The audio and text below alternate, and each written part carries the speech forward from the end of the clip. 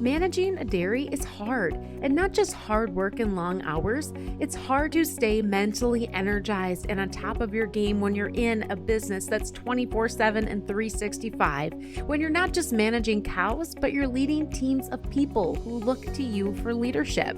And so what's the key to keeping yourself motivated to never stop chasing excellence, even when it's hard? Hear it firsthand from a dairy manager who has spent 20 years in the business, who's grown a dairy to more than 13,000 head of cows and youngstock, and has yet to lose his energy and drive for results. He's an incredible leader, a coach, a manager, Scott Blevins from Wiese Bros Farms in Greenleaf, Wisconsin. On this Uplevel Dairy podcast, I'm dropping in one of my favorite conversations from the past year, where I sat down with Scott to learn about his morning routine for energy endurance, how he stays mentally tough when things are tough, leading and coaching a high-performing team, and finding his inner strength through his unshakable faith. Even if you listened to this episode when it first dropped almost a year ago, it is worth your time to hear it again on the Uplevel Dairy podcast. This is the podcast for dairy farm owners, managers, and advisors who are committed to profitability, sustainability, and excellence. I'm your host, Peggy Coffeen, and it's my mission to bring you the conversations that will uplevel your skill set and your mindset so you can be a top performer in the dairy business.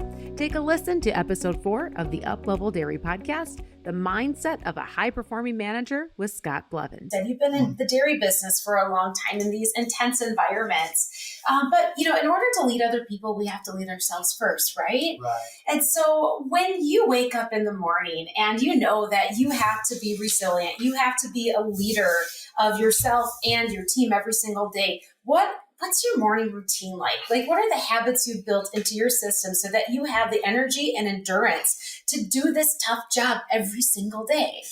Well, people might think I'm a little crazy, but I get up pretty early in the mornings and I start my day at the gym. I think it's my peace of mind gets me ready for the day, sets the tone. If I wake up from a very stressful day from the day before, it takes the edge off, and I promise my staff appreciates that so much, and it helps me make clear-minded decisions and be on top of the game for the day, and in this business, you got to have a clear mind all the time because you're always making decisions that have some big financial impacts. Yeah. People. So you start your day with a good workout, not just because it's good for your body and maintaining your health, but as you said, to get your head in the right space to go after the day and to be able to kind of sometimes have that stress relief, right? And the guys and girls around here appreciate that too. They do. And I think, staying physically fit helps the mental state. When you're in a job, there's a number of them out there that takes on a lot of stress at different levels. How you handle that, being in a physical state and mental state gets me to make the right decisions and pulls me through it. Because we deal with a lot of crisis at times. Right. You're kind of always in some sort of crisis mode, right? Correct. I mean, you're dealing with people, you're dealing with animals, sometimes it's maybe, animal health concerns that come up. It's Mother Nature throwing you curveballs. And so, coming into the day with that sharpness mentally and the physical stamina to get through it. And speaking more about that mentality, that mental, side of it piece, keeping a positive mindset is something that can be easy when life is easy, right? When things are clicking here at the dairy, when everybody's showing up for work, when the weather is perfect. But it's even more important to have that strong mental attitude when things get tough. Right. And so let's talk about mental toughness. What are the things that you do to stay mentally tough every single day? So yes, you're right. Everyone's happy and everyone's part of the game when you're winning. When you're losing, it's a pretty lonely job. And I think that anyone's good when things are good. It's how good you are when things are tough. that's really where I think makes you stand out as a leader and as a person that is based on results, and you're driven by that. I think that is a very good way to look at it, and it's the way I've always looked at it. Yeah. And as you said, when things aren't good, that's when you really have to dig a little bit deeper, right? Right. And so, I've talked with a lot of people in this industry over the years, and oftentimes they'll say the same thing, that there's new challenges every single day. And that just when you think you've got it all figured out and things are clicking along, the cows are doing great, people are doing great, some of those external pressures are off, are relieved, then something comes up. Right. Something's going to come up, pull the rug out from under you and bring it down to your knees. Mm-hmm. Yeah. Has that happened to you? Oh, yes. And sometimes when we're talking like this, I don't want to sound like I think I know it all, because we don't. Anytime that you get overconfident, it will humble you. And when you think you got things rolling and things are clicking, you better stay on your game. If you let up a little bit, then you get hammered. So, I think that this business is a true business that even the best of the best will encounter things that will definitely humble them, to say the least. Yeah. Any experiences you'd like to share where you've been humbled? Well, I think like we talked about crisis, if it's not the animals, it's the people. If it's not neither one of them, you might be dealing with a feed issue. So from milk quality to, having health issues, to not having people, to employee shortages, to all the above. So yes, a lot of days that I would say in the trenches, in the war zone, that type of thing. Yeah. And Scott, one thing I have heard you say in conversations before is to know your opponent, is to know what you're fighting. And we could even take the milk quality example for one. Mm-hmm. And I've heard you talk about, okay, if we're going to be fighting this battle, you want to know who you're fighting against and then have a plan in place for going into battle. And could you maybe share a little bit of how, just even on the milk quality side, you bring that mentality into that game? Right. I think that when you approach things and you look at even problems that you can expect to have periodically, or the unexpected problems, I think the word I always use, I learned it from who I work for now and for my dad, is we call it a sense of emergency. And we go to things that don't seem like a big deal today, but we treat it like we're putting the fire out. And that keeps us from having those train wrecks. And you're always putting those little fires out. So to come to a place like this and not carry that sense of emergency, to me, that's a tough one. Yeah. You have to have that, and everybody does it different ways. Everyone has ways that works for them. But for me, I want to treat every little problem like it's a big problem. Mm-hmm. So it doesn't lead to things that cost us in the long run, in the bigger picture. Yeah. And even, kind of going back to that milk quality example, right?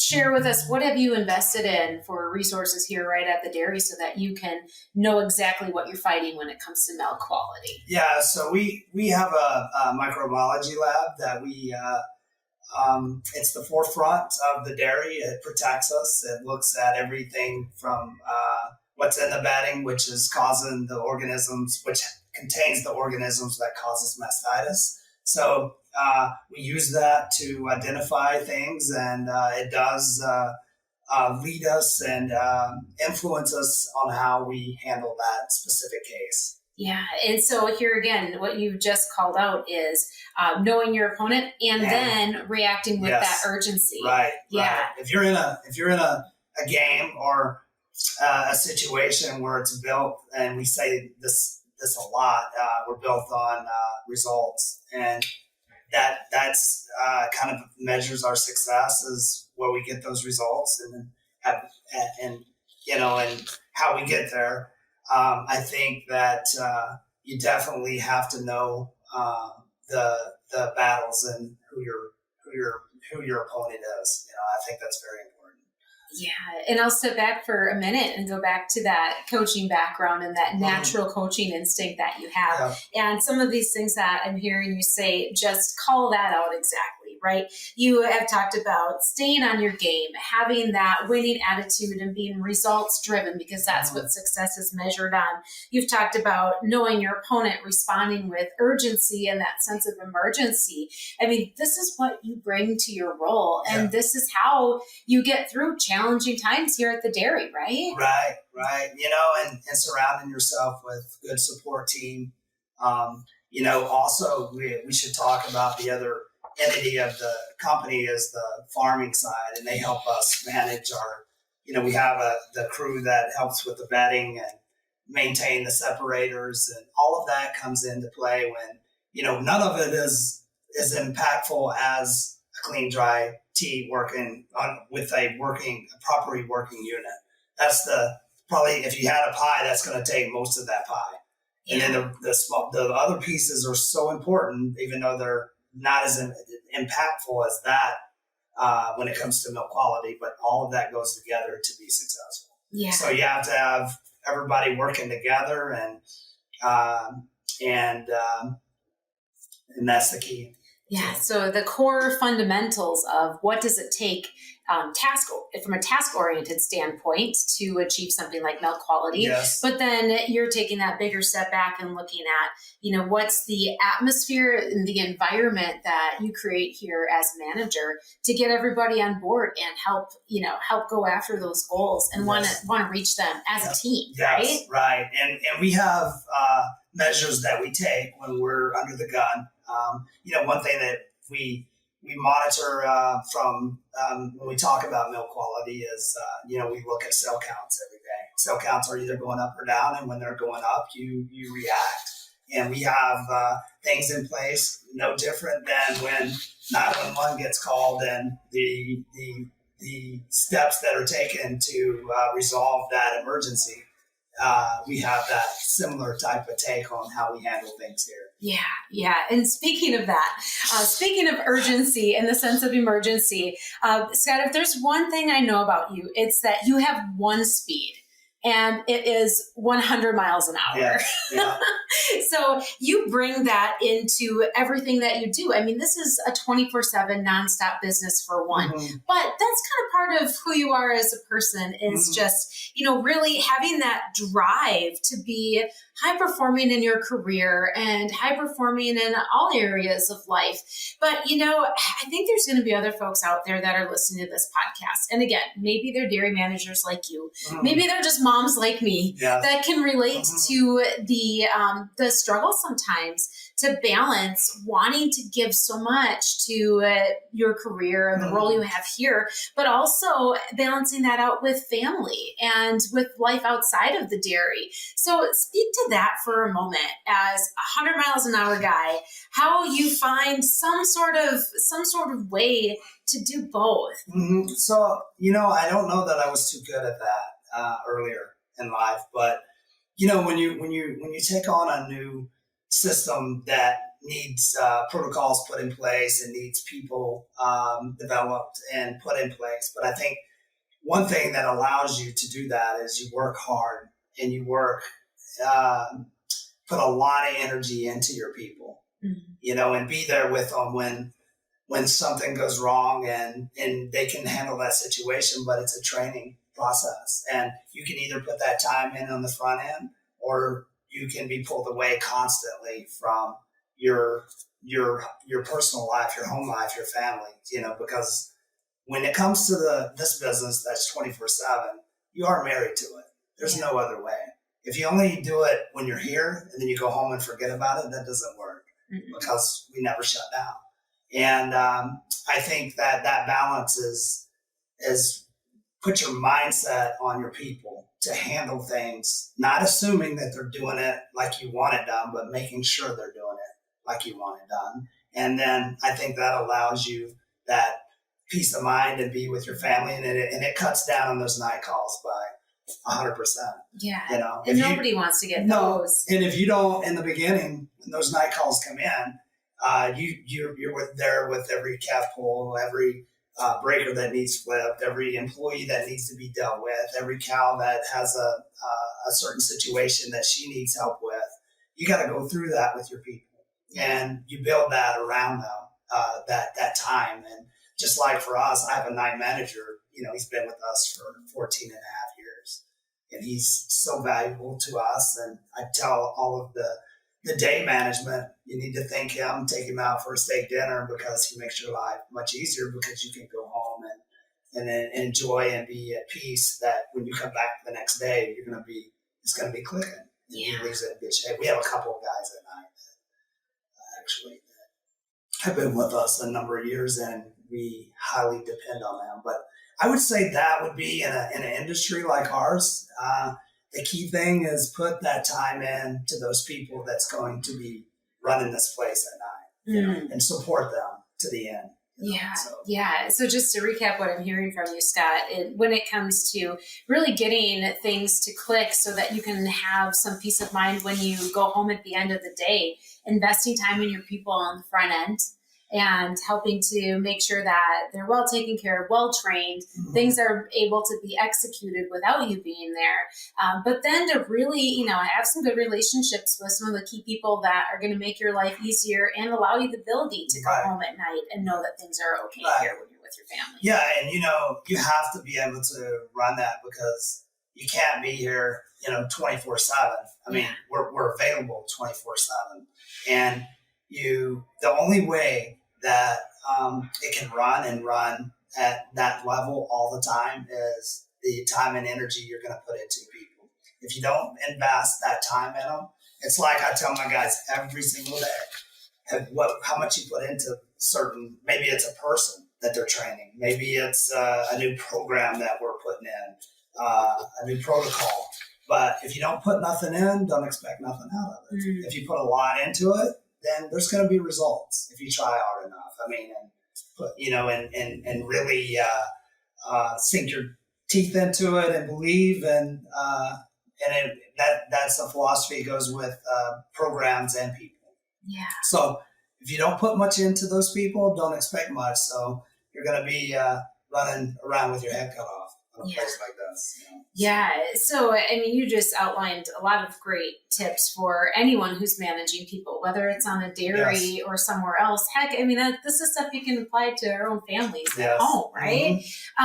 But for just a moment, maybe speak directly again to the other people out there, the guys and the gals that are dairy managers that are you 15 years ago. What's the one thing you wish someone would have told you 17 years ago, I guess, when you started this career? That's a good question. I would probably, just be more patient, I think, with people. Give it some time. I'm not a very patient person. God didn't give me that trait. I wish he would have, but he didn't.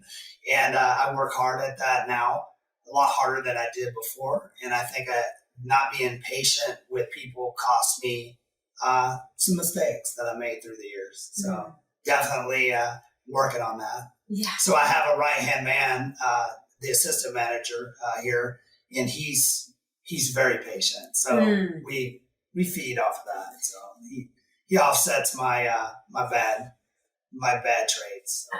And, that plays into a quote I was just reading earlier this morning, talking about what makes a good leader. And a good leader doesn't necessarily have to be one person that's good at everything. Right. It's someone who's good at identifying where their weaknesses are and then bringing someone on the team.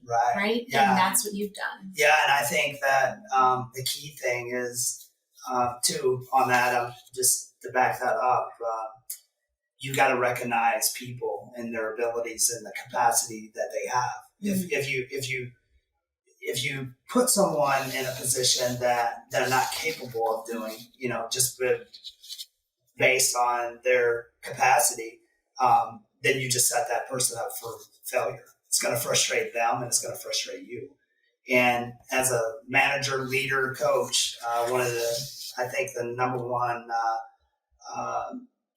things that you need to possess is being able to recognize the people and their abilities and where they can excel the best in what area and at what level. Whether some can run a place like this, some just are rock stars in the parlor milking cows. Yeah. Yeah. And that goes back to what you were saying before about investing time and energy into people. But part of that is really identifying what are their greatest strengths, where are they the best fit on the team here. And that probably helps with retaining good employees. Right. And, and that goes back to the same thing, retaining employees and giving you a life beyond the dairy. Yeah. You have to have that team of people. We've had guys go on to run their own dairies, and we got some now that are capable of doing that and capable of possibly even more. They're unlimited, their capabilities and potential. And you want people like that around you. So.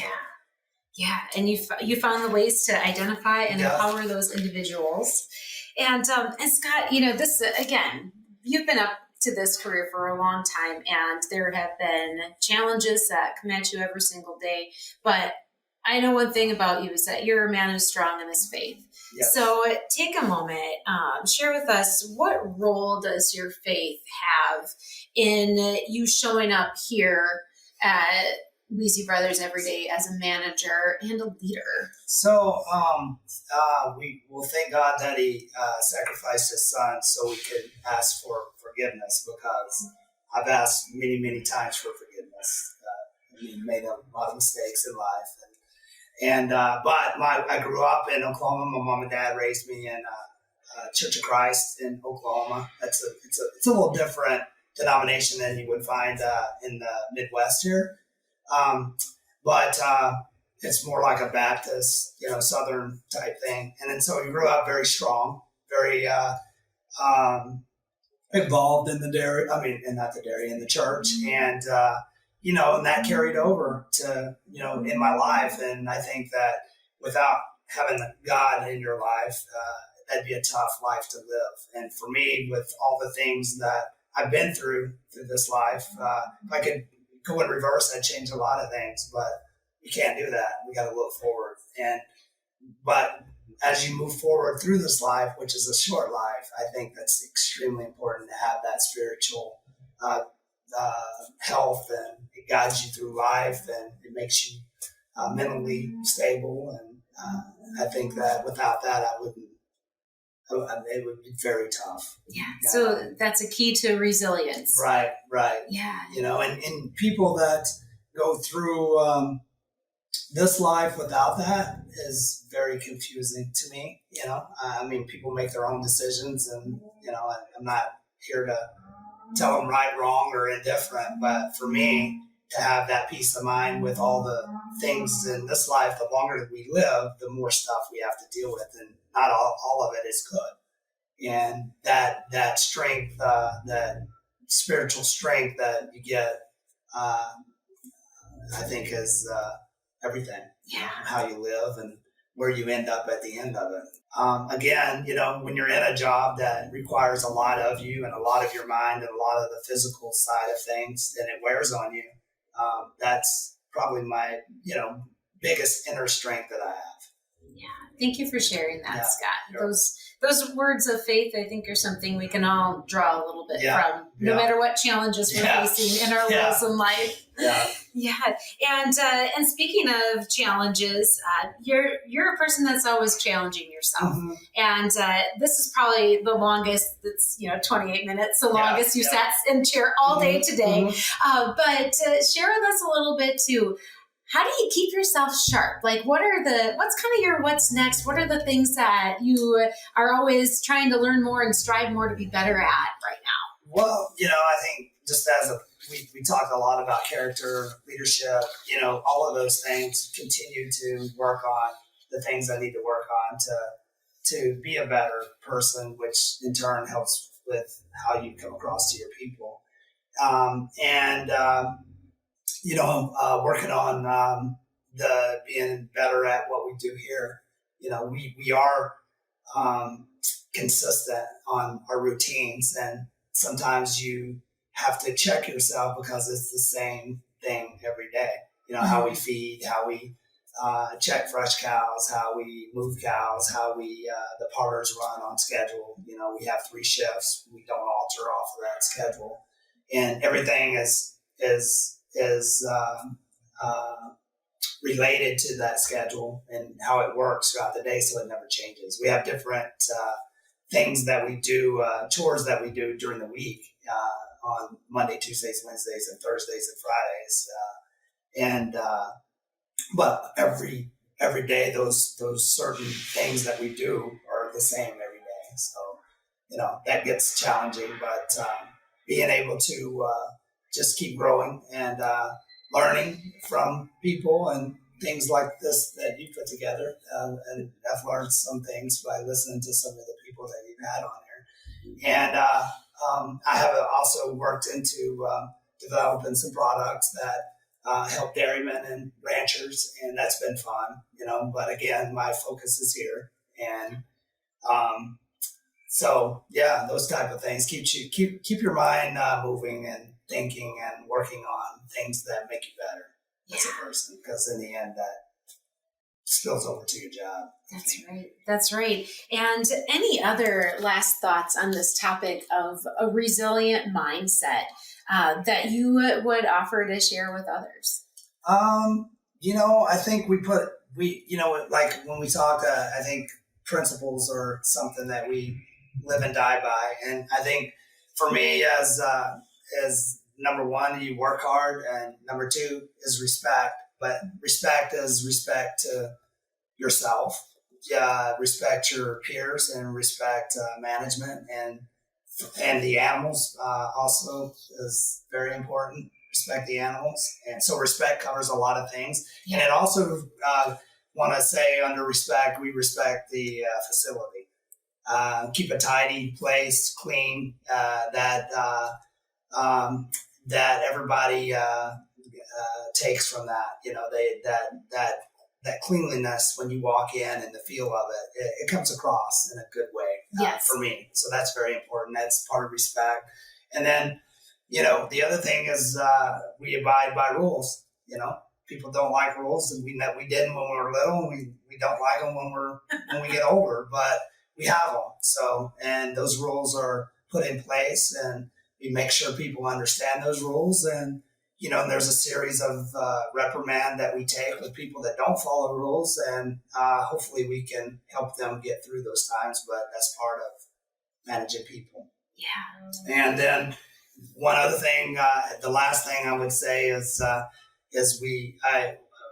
really instill this into employees. I want them to take responsibility. You make a mistake, it's okay, but you take it. And you own it, and then we learn from it. And that's another principle that I drive real hard with all of our people. Take responsibility. If you tear something up, take the responsibility. If you make a mistake and it costs us, maybe it's just a simple thing that you make, but it costs us money, costs the company money, just that you understand it, own it, and we move on. So responsibility is a big one. So. Yeah. And I'm going to just recap that for a moment, because you said some really powerful things there, Scott. And what I'm hearing from you are the things that are values and principles that you're living out in your daily life that are now really a part of the culture at the dairy here. And you talked about the work hard mentality, about having respect, not just for each other, for ourselves, the facility, the animals, having rules in place, clear expectations, and a course of reprimandation for those rules. And then also about just taking responsibility and owning up when mistakes happen. Right.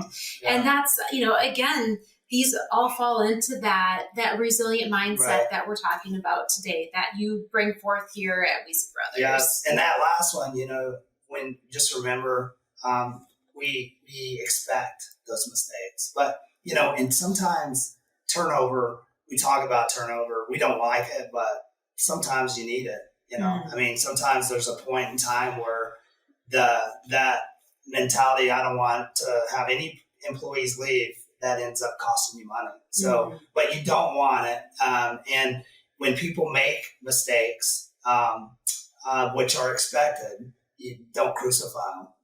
Help them learn from it, and then hopefully they do learn from it. And then if they don't learn from it, then you deal with it. Yeah. But you give everybody that opportunity, absolutely, right? Absolutely. Yeah. And then we make sure that those people are in those. When you're dealing with, I don't care what in any level, from sports to corporations to farms. If you're leading a group of people, expect mistakes, and mistakes are going to happen. But how you relate those mistakes to that person and what they get out of it, essentially what they learn from it, helps you be better. So like a guy that's, say, on the feed truck and he runs through a door, and he's been out there working with you for many years. If you take that guy out and then you put a new guy in, expect about 3 more doors to get it.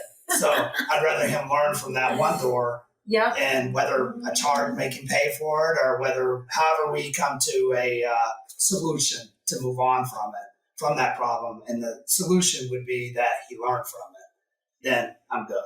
Yeah. So. And that all falls back into all of these things we've talked about with the way that, you have the mindset to address problems, deal with them with urgency, not let them fester, but then really build this culture that is values and principles based that's around that. And again, we're not perfect. I mean, it's not like roses. We work on it, but we have our days, and I don't want to think we're all giving hugs and high fives every day, because it's not like that. But we try to give people the atmosphere, to feed the energy to come in positive, or we wouldn't be able to accomplish what we accomplished in a day. Yeah. So. And you know what? That's because you lead by example, Scott. Right. That's because you're living it. Yeah. Thank you so much for sharing the things that you're doing to build your own personal resistance and how that becomes part of the culture here at the dairy. And with these takeaways that, like I said, whether it's a manager like you or somebody like me that can take these little nuggets away and look at how can I make myself better as a leader, as an individual, as a parent, an employee, an employer, whatever the case may be. And these are the takeaways that I hope our listeners are walking away with from today as well. And as we wrap up these last few minutes here, it's time for the Uplevel 5. And these are the 5 questions that I love to end our podcast with, because they're all about pushing that next level of performance and resilience. And so my first question for you, Scott, is, what does success look like to you? How do you define success? Well, I think that you look at, you set your goals and how you get there and what goes on, why you're getting to that goal, and looking back and say, now we're here, how we got there, the people that were involved. And then I think that is graded on, what success is to me from a performance standpoint. Yeah. So looking at where you want to go, and then taking those moments of reflection within how you want to get there. Yeah. And goals are always set. Once you reach those goals, it's time to set new ones. So. Yeah. Constantly striving, right? And next question that I have for you, in 3 words, how do you want to show up each day? I want to show up. I want to be on top of my game, mentally, physically.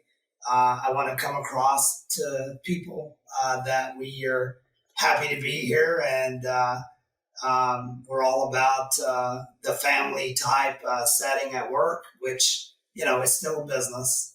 Family's family. You can't, your family's always going to be there, but business is business. And we like to say we are a second family because we spend so much time together, but I think that, that's important. Having that crew of people, having that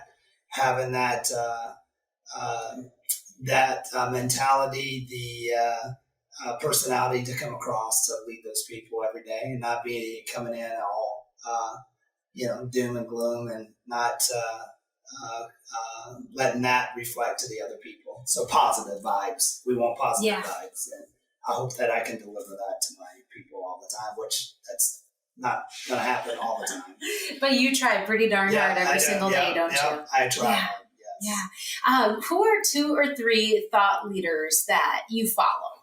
So, obviously, all my life and every day, my mom and dad, I depend on them a lot to just questions about life and even people and things like that. They've been around a while, so they offer a good view of those things. The other today, I would say the 2 of the people that I work for is Mark and Dave Wiese. They've taught me a lot. They tamed a wild animal 15 years ago, and you're still here. And they how they do business from the integrity, respect that everyone has.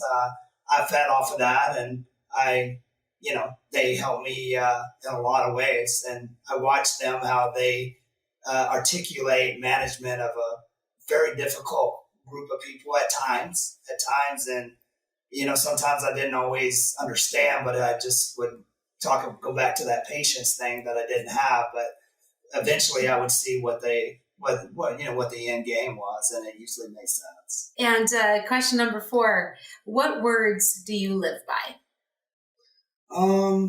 Well, I think that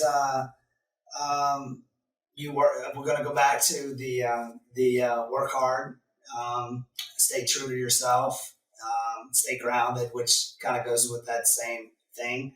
And always keep that balance, that we talk about from personal to work, and stay healthy mentally and physically. Yeah. And spiritually, right? And spiritually, yes. Yeah. Yes. And up level question number 5, our last one. What is your next personal up level? What's the area that in your life that you are taking to the next level right now? That's a good question. I think it's just in general. I mean, it's probably a generic answer, but just better myself, better for my kids, for me, for employees, for the company. I think just working all around on everything to improve. And one thing I do is I'm very critical of my problems and what I have, and I try to not only do that, but I do that to myself so I can better it and improve that. And that's very important, I think. Yeah, you're constantly striving, right? Right. Never stop. Right. Never stop. Wonderful. Well, Scott, thank you for sharing those insights with the Up Level 5. Thank you for listening to the Uplevel Dairy podcast. Head over to upleveldairy.com to subscribe to the Uplevel Dairy community and get new podcasts on business management and leadership every week in your inbox.